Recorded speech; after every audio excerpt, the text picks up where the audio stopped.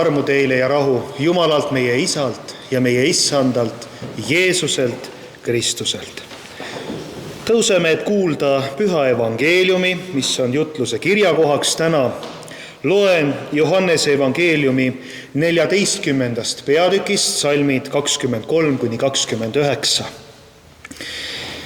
Ja Jeesus vastas talle: kui keegi armastab mind, küll ta peab minu sõna, ja minu Isa armastab teda ja me tuleme ja teeme eluaseme tema juurde.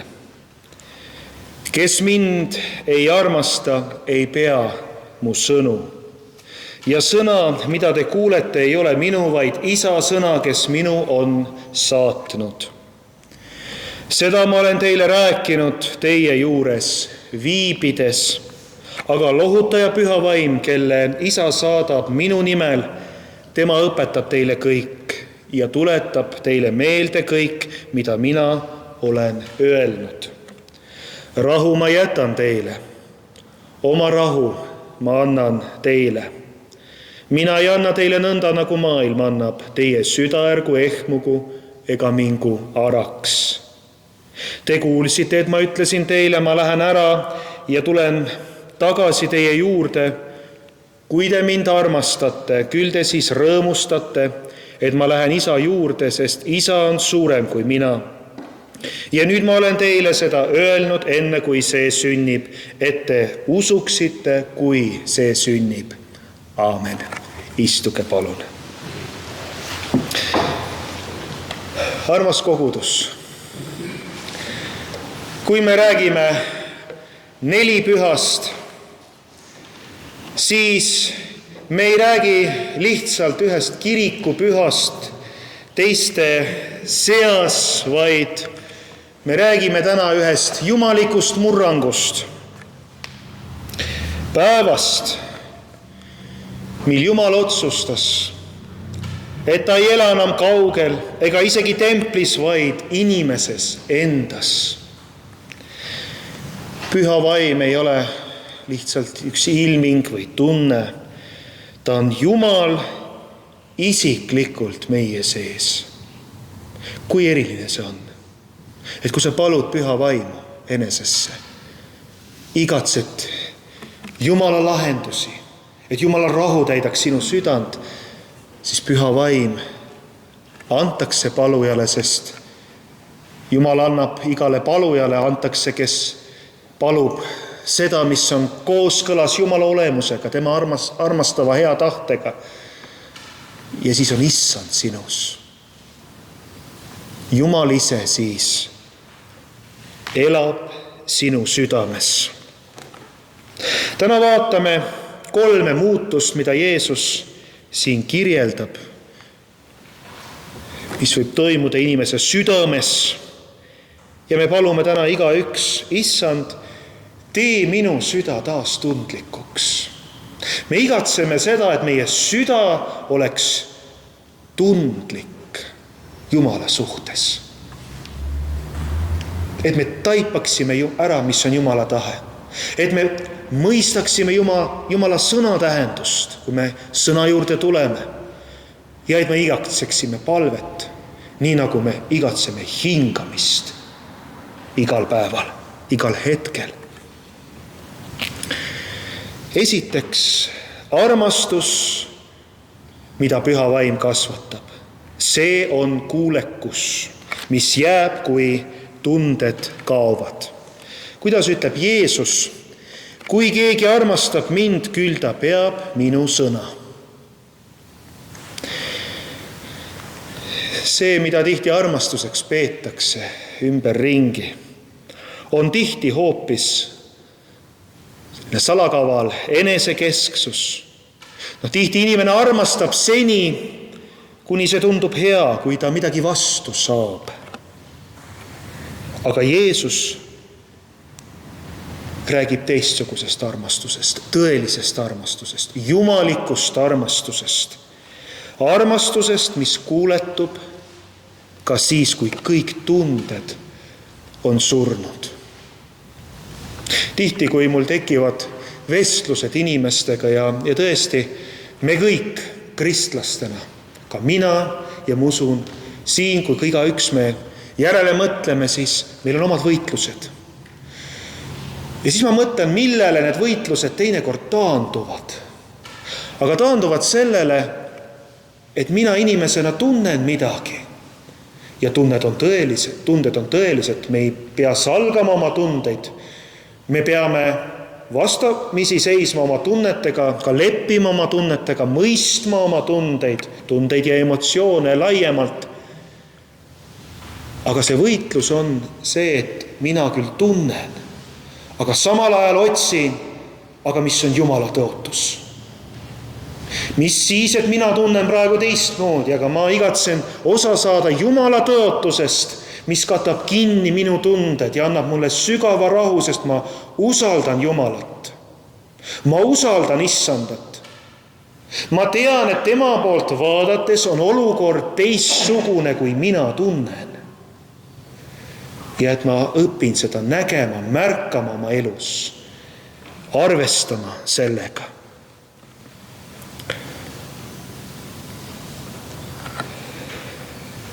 Jeesus räägib armastusest, mis kuuletub ka siis, kui kõik tunded on isegi surnud.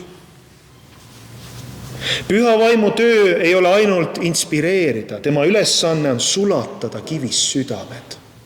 Ja kivis südamed selles tähenduses, et meie oma soovide, oma tunnetega, oma teadmistega, mõtetega, kõigega me elame tihtipeale lahus või eemale Jumalast. No see on nii, nagu kes teab psühholoogiast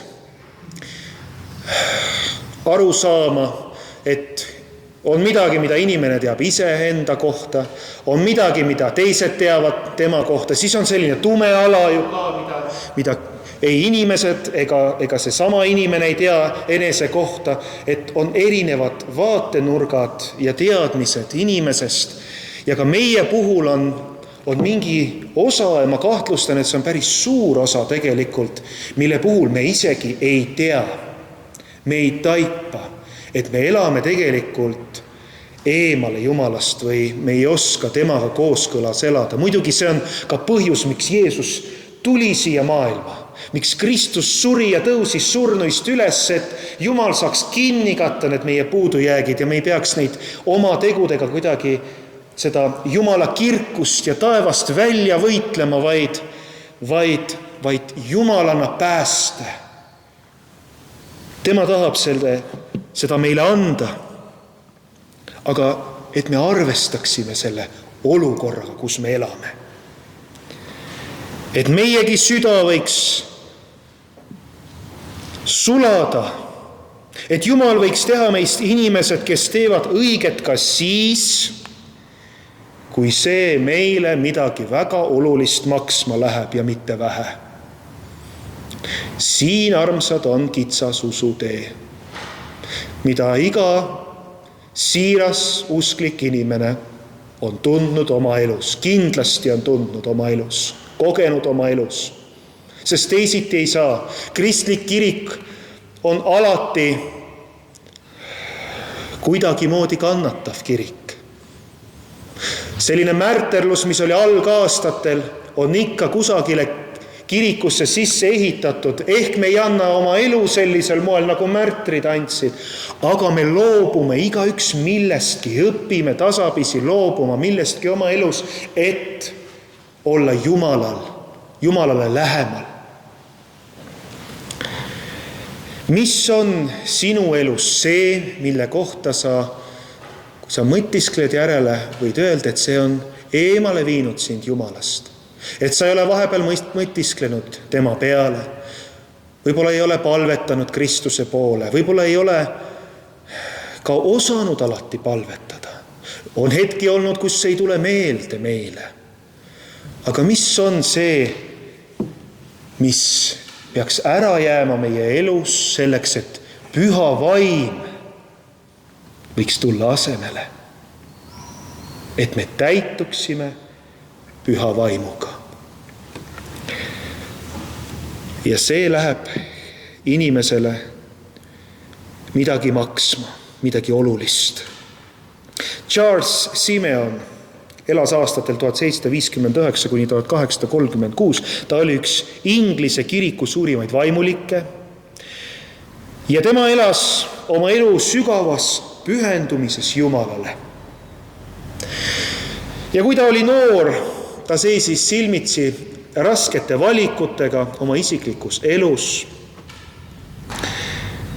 Kas minna abielumehe teed või jääda üksikuks, et teenida Jumalat. Kõigil ei ole seda kutsumust, aga inimene katsub ennast läbi, kui tal on see kutsumus, et ta võib tõesti Jumalale pühenduda. Ja küllap tal tekkis armastus, mis näis ilmselt tema eluga nagu kokku sobituvat, kuid püha vaim juhatas teda tajuma, et lähedane suhe viib teda eemale Jumala kutsumusest. Tema valik polnud lihtne ja see valik ei olnud tunnetepõhine. Tunded rääkisid ehk teist keelt. Ta oli sügavalt kuulekas pühale vaimule.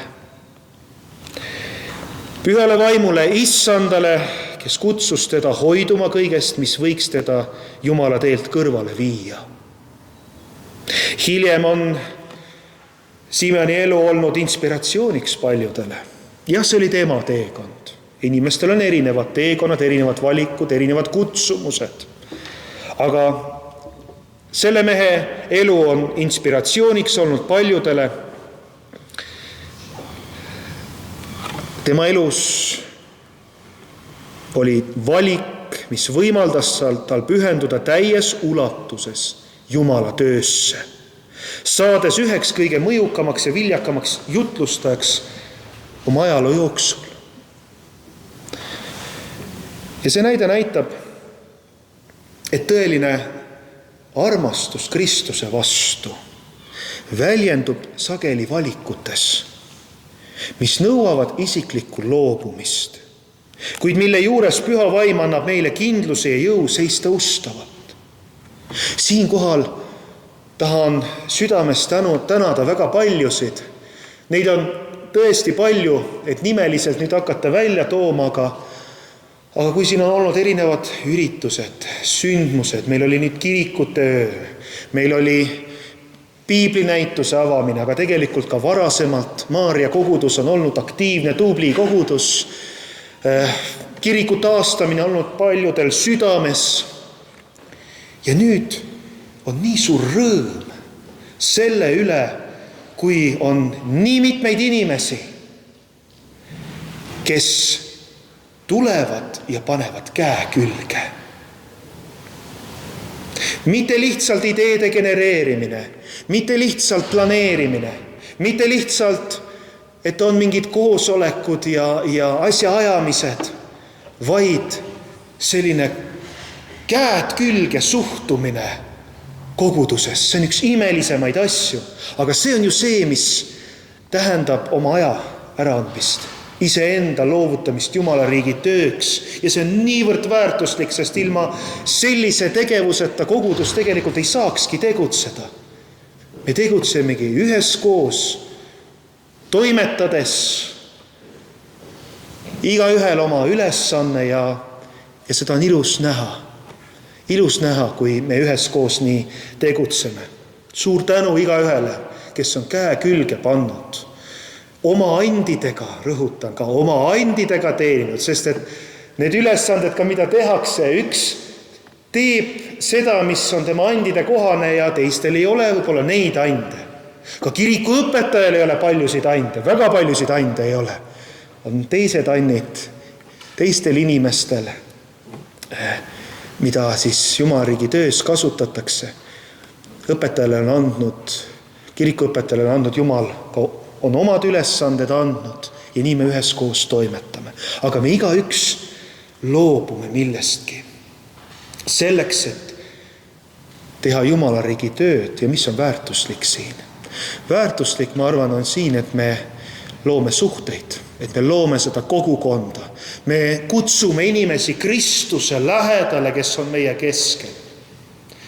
Ja tegelikult saame kõik osa suurest julgusest, et meie panus ulatub.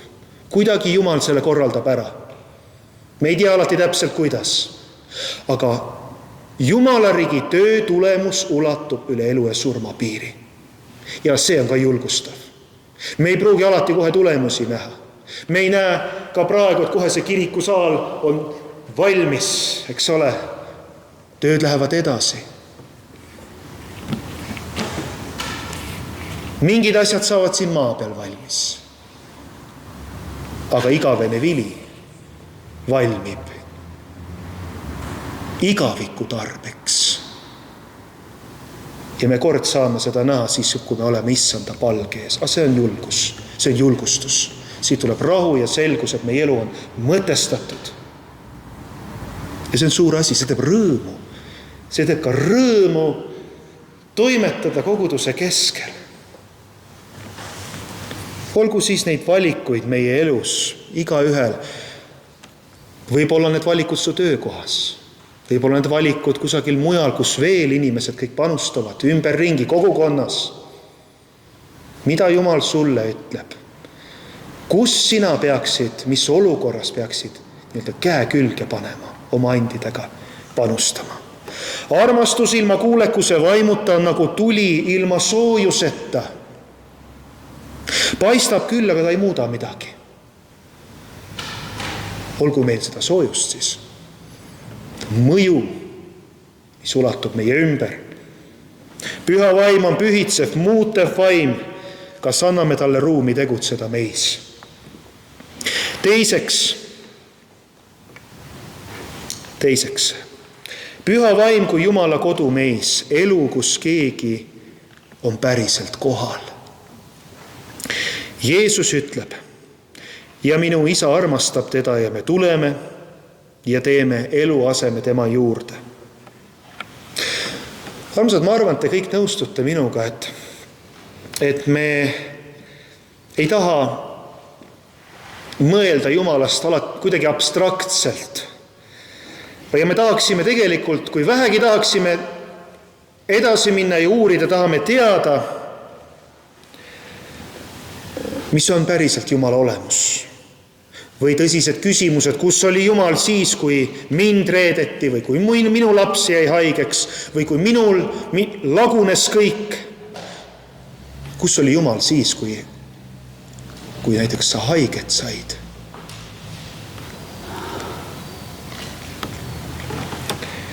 Jeesus ei anna sellele kõigele kohest vastust. Küllap see vastus võib olla ka väga individuaalne, isiklikult sulle mõeldud. Ja seda vastust tuleb otsida ka palves. Aga Jeesus annab tõotuse. Nüüd on see, et ühel pool on võib-olla tunde, teisel pool on tõotus. Jeesus annab tõotuse. Kui sa mind armastad ja hoiad mu sõna, siis me isaga tuleme su juurde ja elame sinus. Nii et püha vaim ei tee meist lihtsalt usklikke, ta teeb meis Jumala elukoha. Ühe noore neiu elu oli täis vägivalda. Isa karjub, seal ema nuttis, lapsed siis põgenesid. Ja ta ütles hiljem, ma tsiteerin, kui ma 14-aastaselt oma toas Jeesust appi hüüdsin, ei muutunud midagi väliselt. Aga ma teadsin äkki, et ma ei ole enam üksi. Tsitaadi lõpp. Püha vaim tõi Jumala sinna, kuhu keegi teine ei tulnud. Püha vaim tõi Jeesuse sinna lagunenud kööki, tühja koridori, selle neiu sisemisse maailma. Missugune on sinu maailm?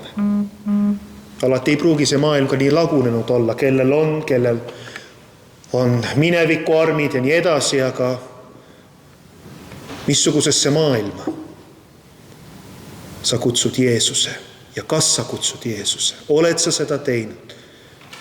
Kutsu Jeesus oma maailma. et kogeda teekonda Jumalaga.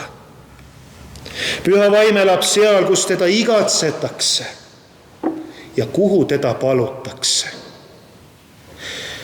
Ka sinu üksindusse, ka sinu segadusse, sinu elu kõikidesse aspektidesse. Jumal igatseb ka sinu elust osa saada, sinu lähedal olla, kutsuda oma südamesse. Ja kolmandaks, Püha kiri kõneleb meile rahu vaimust. Siin on julgus jääda püsti, kui elu kukub ümberringi.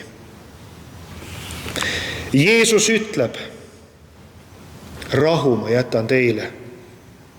Oma rahu ma annan teile. Mina ei anna teile nõnda, nagu maailm annab. Teie süda ärgu ehmugu ega mingu araks. Tsitaadi lõpp. Kui nüüd Jeesus räägib rahust, siis ta ei mõtle pelgalt vaikust või ühte selget hommikut. See ei ole ühe hetke helgus. Jeesus räägib rahust keset kaost. Ja see rahu tuleb ainult pühast vaimust. Mitte selle maailma pakutav, teate, see suhtumine, kõik saab korda, optimism. Küll saab korda, küll laheneb, ei ole hullu. Need on pinnapealsed lohutused. Vaid rahu, mis ei sõltu tulemustest, on võimalik rahu, mis ei sõltu tulemustest. Et me ei muretseks tulemuste üle. Meie mõtleme jälle tihti inimlikult, mis on hea, mis on paha, mis on õige, mis on vale. Hiljuti oli üks tore hetk. Olgu see ka meenutuseks. Need hetked on ju maailmas, aga see tuli mulle praegu lihtsalt meelde. Selline tuntud jalgpallimängija Ronaldo, kes on tihti kapten mängus. Ja siis on selline videohetk mängust, kus ta ütleb teisele mängijale, et nüüd on sinu kord penaltit lüüa. Tule. Ja siis ta lisab juurde, vahet ei ole, missugune tulemus tuleb. Tule ja näita oma iseloomu. Tee see ära, sinu kord on minna ja lüüa seda palli. Selline julgustus. Ja võt see on näide, mis tegelikult võiks paralleeliks olla meile ka, et me ei muretseks tulemuse pärast, vaid meil oleks julgust minna ja teha Jumala tegusid. Küllap Jumal juhib läbi, küllap püha vaim pühitseb, küll Jumal lahendab. Mine edasi püha vaimuga, mine edasi Jumalaga, mine edasi Jumala rahu sees. See on rahu, mis ei sõltu tulemustest, püha vaimu rahu. George Müller elas 19. sajandil, oli tuntud kristlane Inglismaal. Tema oli orvude varjupaiga rajaja.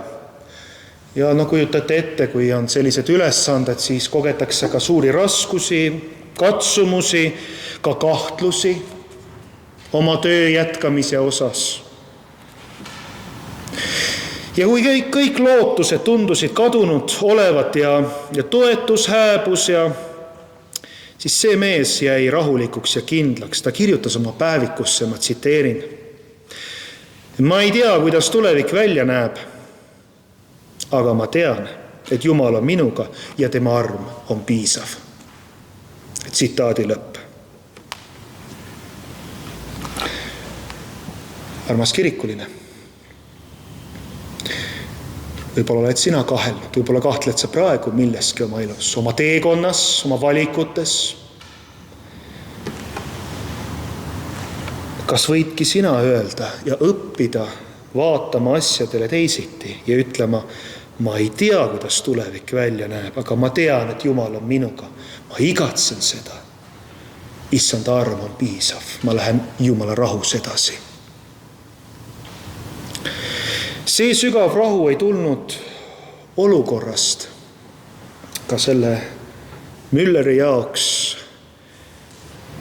ei tulnud olukorrast, et kohe oleks kõik kiiresti paranenud, vaid just sellest teadmisest, et Jumala kohalolu, püha vaimu kohalolu ei kao ka kõige keerulisematel hetkedel, ükskõik, mida me sel hetkel ka tunneme. See mees ei saanud kohe uut ülesannet või tööd, aga ta sai uue südame. Ja see oli veel suurem ime. Sellel oli veel suurem väärtus. Nii et püha vaim ei tule sind ainult rahustama. Ära otsi seda välist rahu pelgalt. Küllap meil ei anta käia kogu aeg sellises rahulikus keskkonnas. Issanda püha vaim tuleb, et anda sulle julgus. Minna läbi kõige, ilma et su süda muutuks kibedaks või kõvaks. Ja mäletate seda, mida võib nimetada julguse definitsiooniks mingil määral, et julge on see, kes kardab ja teeb. Mis siis, et sa kardad? Tee issanda tahet. Kui me ei karda, oleme hulljulged. Meilt ei oodata seda. Meilt oodataksegi tõelist julgust. Me kardame ja teeme edasi ja küllap Jumal katab ka selle kartuse kinni õigel hetkel. Seda olukorda ei saa ise tekitada. Sellist avatud südant ei saa ise luua, see antakse. See maailm karjub, ela ise endale. Järgi oma südant, tee, mis tundub hea. Jeesus ütleb, ela minule, järgi minu sõna. Lase mu vaimul sind juhtida. Ja 4 püha on päev, mil Jumal ütles, ma ei jaga inimesi enam vägevateks ja nõrkadeks, ma annan oma vaimu iga ühele, kes mind armastab. Nii et küsimus ei ole ka selles, kas sa suudad. Mingil hetkel me niikuinii ei suuda. Kui me oleme oma elu viimsel hetkel siin maailmas, me ei suudagi. Ka see hetk saabub kord. Küsimus ei ole suutmises. Küsimus on, kas sa lubad Jumalal elada sinus. Nagu ütles apostel Paulus, kui tema ütles mulle, sulle piisab minu armust, sest nõtrusest saab vägi täielikuks.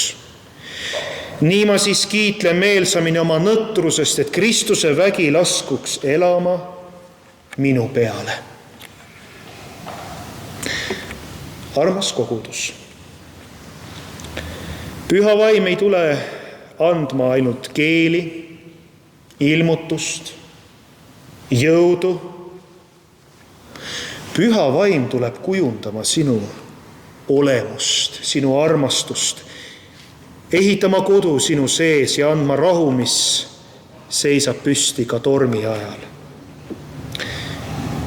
Ja lõpetuseks meie igaüks võime paluda, igaüks nüüd oma südames, tule püha vaim.